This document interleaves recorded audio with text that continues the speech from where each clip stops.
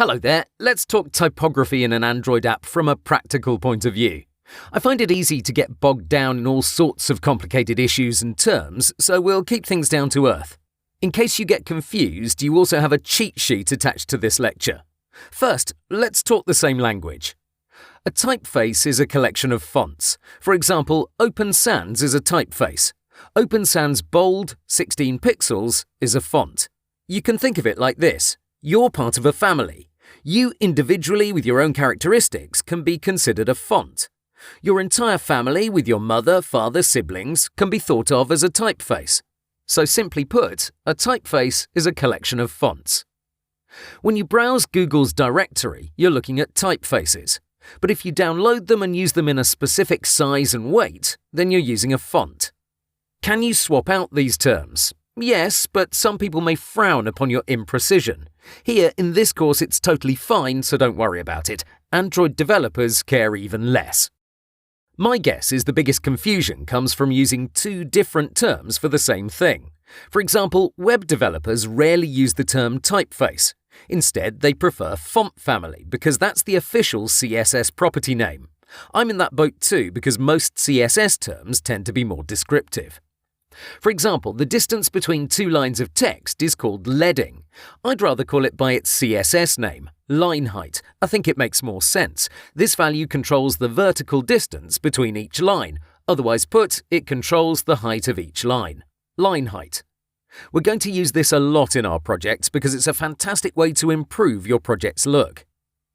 The next term you have to know about is the distance between individual characters. This is called tracking in Photoshop, but I prefer to use the term letter spacing. We'll rarely use it, but when we do, it's going to be on distinctive elements such as the app's name in the initial screen. The final term I want you to know about is style, or as I like to call it, weight. Each typeface is different. Some only have one style, for example Slabo, while others have an impressive 18 weights like Montserrat or Railway. This brings us to the main source of typefaces for our Android projects, and you already guessed it, it's Google Fonts. Here we have over 800 typefaces to choose from, more than enough for any project. What you should always be on the lookout for is the font size in kilobytes.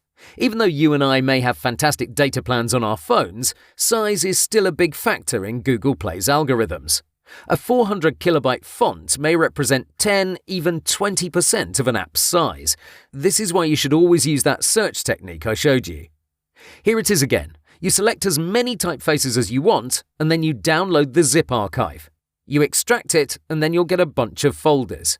In order to quickly see each font's size, look for .ttf. Change your viewing mode and you should easily see their size.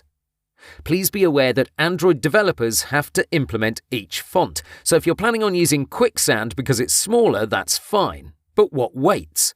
If you're going to use all three, this means over 300 kilobytes. On that note, you could use one Montserrat font and that'll take up the same space. Practically, using one font is out of the question. Applying regular to every single text layer makes for a monotonous look. But 2 or 3 fonts are perfectly acceptable, light, regular and bold, or regular, bold and black. It depends on the look you're going for. More on that later. Typefaces fall in many categories depending on their source. Adobe Typekit has this classification. Google Fonts is similar but slightly different in some areas. The fundamentals are the same: serif, sans serif and handwriting. The last one is straightforward, while the other two deserve a few seconds of our time. Serif typefaces have a distinctive look. They're mostly used for apps that are text-heavy. Newspaper apps fall into this category, say the New York Times. Some argue that serif fonts are slightly easier to read and understand. Others claim serif typefaces have a classier look. No matter if you think they're upscale or not, you can easily identify a serif typeface by checking out these tiny decorations. On the flip side, sans serif typefaces are very clean. Sans literally means without, so you can easily remember them as fonts without any decoration. Take a look at these two lines and I'm sure you can spot the differences. When we're talking about Android apps, sans serif typefaces dominate by a huge margin. In general, they're associated with terms like modern, clean, high-tech, so we'll rarely use serif typefaces. Android apps, or better put, Android coders, rarely use pixels when it comes down to fonts. They have a better unit of measurement called SP, which stands for scalable pixels. You should never try to convert one to another because that's a waste of time. Instead, you should aim for consistency, and when you're about to sign off on the project, use Zeppelin, which will do all the converting for you. Another related point that's interesting but sometimes put to the side is the types hierarchy. This is the official scale on the left side of the screen. I suggest you disregard these values on the right since they're not useful.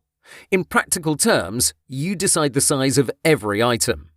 H1 is the biggest and it goes down from there.